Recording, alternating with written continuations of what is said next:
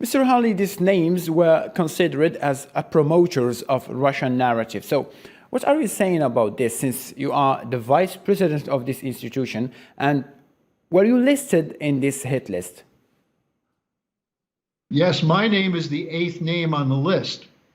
Out of the initial list of 72 names, Mrs. LaRouche was the 2nd name.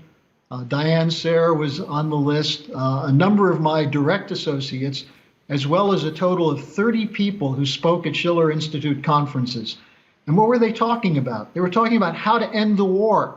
They were talking about how the suffering of the people of Ukraine is the result of the Ukrainian government's delusional belief that they can defeat Russia in a war.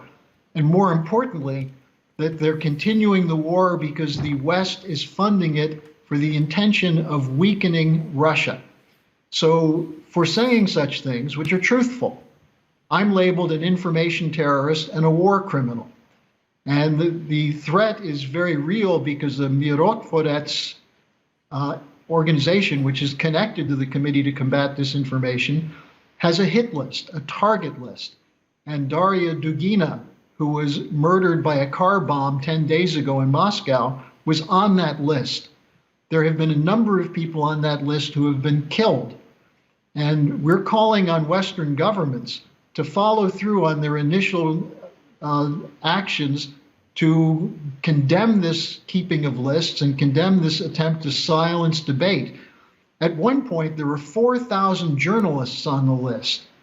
Everyone who had spent time in Ukraine as a journalist was put on that list. People like Scott Ritter, the former UN weapons inspector, and so on.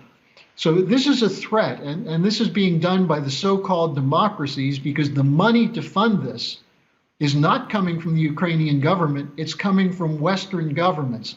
And just 3 days ago, on the 1st and 2nd of September, the Committee to Combat Disinformation had another conference where there were representatives from 24 countries there, and the leader of this organization, Shapovalov, reiterated that people who are on this list are war criminals and should be indicted in tribunals and treated with adequate remedy, including the death penalty.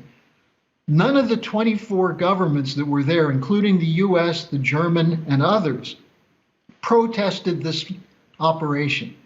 And so here we see the reality of the Western commitment to democracy and freedom, trying to silence people who are calling for dialogue and an end to war and negotiations.